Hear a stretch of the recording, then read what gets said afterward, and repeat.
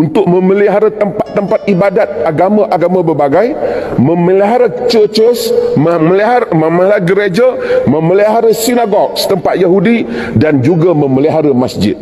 Shalom saudaraku dalam Tuhan. Saudara, jikalau Ustadz Abdul Somad pernah mengatakan bahwa di atas salib ada jin kafir, berbeda dengan seorang ustadz dari Malaysia yang justru mengajak umatnya untuk hidup toleransi, untuk hidup saling menghargai satu dengan yang lain tanpa harus membeda-bedakan. Nah, saudara dalam Tuhan, apa yang disampaikan sungguh luar biasa dan pastinya sangat memberkati. Untuk itu langsung saja tonton cuplikan videonya. Dan sebelumnya pastikan tekan tombol like dan juga share video ini supaya menjadi berkat bagi banyak orang dan supaya ceramah-ceramah yang selama ini bersifat intoleran sadar bahwa toleransi itu penting adanya. Berikut videonya. Assalamualaikum dan salam sejahtera. Sebenarnya perkataan Assalamualaikum itu sendiri merupakan salam sejahtera. Jadi cumanya di negara kita ini bila sebut Assalamualaikum disebut sekali lagi salam sejahtera. Sebenarnya tidak memerlukan lagi maksud doa sejahtera kepada semua yang ada. Terima kasih Datuk Pengerusi dan juga ahli-ahli panel. Saya mendengar perbahasan pada hari ini dan ada banyak perkara yang saya manfaatkan, tapi saya kagum dengan bahasa Malaysia yang indah daripada Puan Gowi. Saya ingin sebut dalam masa yang ringkas ini beberapa perkara untuk dikongsi seperti mana panel-panel sebelum ini berkongsi pandangan mereka. Pertama, di dalam Islam rujukannya ialah Al-Quran bagi menentukan apa itu Islamic teaching, apa itu ajaran Islam. Dalam Al-Quran menyertakan, dalam teks Arabiknya Tuhan menyebut, Ya ayuhan nas inna khalaqnakum min dhakarin wa untha. Wahai manusia, kami telah ciptakan kamu daripada lelaki dan perempuan. We have created you from male and female. Kami telah cipta kamu daripada lelaki dan perempuan. Wa ja'alnakum syu'uban wa qabaila. Kami jadikan kamu itu banyak bangsa-bangsa, banyak tribes, banyak kabilah-kabilah. Tujuannya apa? Tujuannya li ta'arafu, supaya kamu kenal mengenali antara satu sama lain. Dan hari ini kita telah melakukan kerja itu, iaitu cuba kenal mengenali antara satu sama lain. Orang Islam setiap hari mereka sembahyang. Mungkin tuan-tuan yang duduk dalam negara ini dengar orang Islam pergi 5 kali ke masjid. Apabila mereka pergi 5 kali ke masjid, mereka mesti mengulangi satu ayat, iaitu mereka akan angkat takbir, mereka letak tangan di dada mereka, mereka menyebut Alhamdulillahi Rabbil Alamin. Segala puji bagi Allah, Tuhan untuk sekalian alam. Dia tidak pernah menyatakan Tuhan untuk orang Arab, tidak juga Tuhan untuk orang Islam, tidak juga Tuhan untuk mana-mana bangsa, tetapi Tuhan di dalam Islam ialah Tuhan sekalian alam. Maka orang Islam mesti insaf hakikat ini, dan Nabi Muhammad telah mengajar perkara ini dengan sejelas-jelasnya. Salah seorang, one of the closest companion of the Prophet Muhammad, namanya Abu Zar. Satu hari dia sebut kepada kawan dia, orang kulit hitam, wahai anak orang kulit hitam. Nabi Muhammad marah dan menyatakan, engkau seorang, dalam bahasa Arab, innakum ru'un fika jahiliyah, engkau satu orang yang mempunyai sifat yang tidak baik dalam dirimu. Maka dengan itu agama telah datang, telah menentang segala bentuk yang menyebabkan manusia dibedakan kerana kelahiran mereka. Kerana manusia tidak memilih untuk menjadi kaum apa. Saya tidak memilih. Separuh saya, bapa saya Melayu, separuh lagi ibu saya Cina. Mungkin orang tak tahu. Ya. Orang tak pilih untuk jadi India, orang tidak pilih untuk jadi Melayu. Ini adalah ketentuan Tuhan. Maka manusia tidak boleh dipersalahkan di atas apa yang mereka tidak pilih dalam hidup mereka. bahkan menyalahkan kaum kerana dia berlainan kaum adalah bererti menyalahkan Tuhan, kerana Tuhan yang menentukan pilihan itu. Tetapi menyalahkan sikap itu menyalahkan manusia, kerana manusia boleh memilih sikap yang positif ataupun sikap yang negatif. Maka sebab itu hal ini jelas.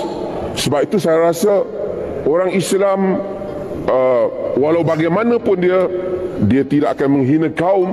Bahkan dalam sejarah Islam, kebanyakan scholars, great scholars, bukan orang Arab. Dalam sejarah Islam, saudara pergi ke internet, saudara tulis The Golden Age of Judaism, zaman keemasan Yahudi. Kerana ramai orang menyangka Islam adalah musuh Yahudi. Tetapi kalau kita baca The Golden Age of Judaism, kita akan dapati Yahudi berkembang, membuka sekolah-sekolah dan scholarsnya berkembang, buku-buku ditulis adalah pada zaman pemerintahan Islam di Spain. Kerana prinsip ini, dan di dalam agama menyebut, dalam Islam very clear, la ikraha fid din, tidak ada paksaan di dalam agama. Orang Islam tidak boleh memaksa sesiapa pun menganut agamanya. Dia boleh berdakwah, dia boleh memberitahu. Saya ingin sentuh hal ini. Orang Islam yang layman, ordinary people, not educated people yang ada di kampung, mereka faham hal ini. Saya semalam bersembang dengan sebahagian rakan-rakan daripada gerakan. Saya menyatakan di kampung ada dulu ada kedai Cina. Dia panggil orang Cina toke. Dia jual di kampung. Satu kedai Cina boleh hidup di tengah-tengah kampung Melayu. Dan tidak pernah kita ada sejarah yang menunjukkan orang Melayu memaksa orang-orang Cina yang berniaga di kampungnya menganut agama Islam. Bahkan mereka membesar bersama, ada sejarah yang bersama. Sebab itu sehingga kita sentiasa mengingati hubungan baik datuk nenek kita antara satu sama lain. Kerana memaksa beragama itu tidak pernah dikenali di dalam agama. Orang selalu bercakap lately tentang jihad. Jihad sangat menakutkan perkataan ini. Tetapi jika kita merujuk kepada Al-Quran, Al-Quran menyatakan antara tujuan jihad untuk memelihara tempat-tempat ibadat agama-agama berbagai, memelihara churches, memelihara gereja, memelihara sinagog tempat Yahudi dan juga memelihara masjid. Ini Allah yang sebut perkara ini dalam surah Al-Hajj ayat 40. Dalam teks Arabnya dia menyebut walaula daf'ullahu an-nas ba'duhum bi ba' lahuddimat sawami'a wa bi'un wa salawatun wa masajidu yudhkaru fiha ismullahi. Baik, salam Tuhan, itu videonya. Kita sudah simak apa yang disampaikan oleh seorang ustadz yang sepertinya berasal dari Malaysia atau ustadz Malaysia. Ya, kita boleh lihat dari bahasanya. Ya, dia mengajak umat untuk hidup toleransi. Ya, ini sangat luar biasa dalam Tuhan dan pastinya ini memberkati kita semua. Karena hidup toleransi itu sangat penting dan membuat kita bisa rukun, bisa damai satu dengan yang lainnya. Ya, karena sering saya sampaikan saudara dalam Tuhan bahwa di Indonesia ini terkhusus penting sekali hidup toleransi, karena kalau tidak susah bagi kita untuk hidup rukun dengan yang lainnya. Karena di Indonesia ini kita memiliki keberagaman, ya, perbedaan agama, perbedaan suku, perbedaan budaya, perbedaan bahasa dan perbedaan lainnya yang kalau kita tidak hidup toleransi maka itu akan membuat kita makin jauh satu dengan yang lain. Jadi penting sekali yang namanya toleransi, ya, karena dengan toleransi kita bisa menghargai perbedaan, kita bisa menerima perbedaan satu dengan yang lain, kita bisa menerima kelebihan dan kekurangan sesama kita, ya, kita bisa menerima perbedaan yang ada di antara kita, dan pastinya dengan toleransi kita bisa hidup rukun, bisa hidup damai, dan pastinya sukacita dan bahagia menjadi milik kita bersama.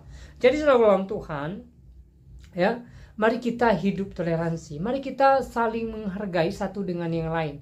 Penting sekali saudaraku dalam Tuhan. Ya, tanpa harus usik dengan agama orang lain, tanpa harus nyinyir dengan sesembahan orang lain, ya. Tidak guna saudaraku dalam Tuhan. Saya kasih contoh ketika beberapa tahun lalu Ustaz Abdul Somad mengatakan bahwa dia tersalib oleh jin kafir.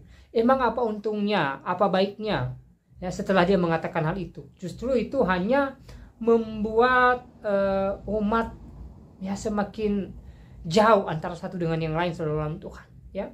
Jadi lebih baik, ya, ketika kita menyampaikan sesuatu, mari kita menyampaikan hal-hal yang membangun, hal-hal yang membuat kita bisa bersatu padu, sehingga persatuan tetap terjalin di antara kita, dan sekali lagi, ya, kebahagiaan menjadi milik kita bersama, ya. Mari kita berusaha bergandengan tangan untuk memajukan negeri tercinta kita ini, juga memajukannya dalam hal toleransi, ya, sehingga di kemudian hari toleransi semakin nyata, ya, persahabatan semakin nyata, persatuan semakin nyata, kerukunan antar umat beragama, antar budaya, antar suku, ya, bisa lebih erat, bisa lebih baik, dan kita bergandengan tangan untuk membuat Indonesia ini semakin maju di hadapan dunia, ya. Nah, saudara dalam Tuhan, ya, kalau kita tidak memulai dari diri kita, siapa lagi yang kita harapkan untuk membawa kita hidup toleransi, ya. Kita harus memulai dari diri kita untuk bisa menghargai satu dengan yang lain, untuk bisa menghargai agama orang lain, untuk bisa menghargai sesembahan orang lain tanpa usik dengan mereka. Ya, kita harus memulai dari diri kita. Kalau kita tidak memulai dari diri kita, lalu siapa lagi yang kita andalkan untuk memulai semua ini? Saudaraku dalam Tuhan, mari kita hidup saling menghargai satu dengan yang lain. Ya, sering saya katakan bahwa perbedaan itu indah ketika kita hidup di atas toleransi, ketika kita menjunjung tinggi nilai toleransi, ketika kita hidup bertoleransi satu dengan yang lain, ya, maka itu yang akan membuat perbedaan itu indah, ya. Saudara dalam Tuhan, mari kita hidup dalam indahnya perbedaan dengan cara hidup bertoleransi, hidup menghargai satu dengan yang lainnya. Nah, saudara dalam Tuhan, saya tidak panjang lebar menyampaikan pesan dalam video ini. Kiranya video singkat ini memberkati kita, dan Tuhan Yesus memberkati kita semua. Shalom.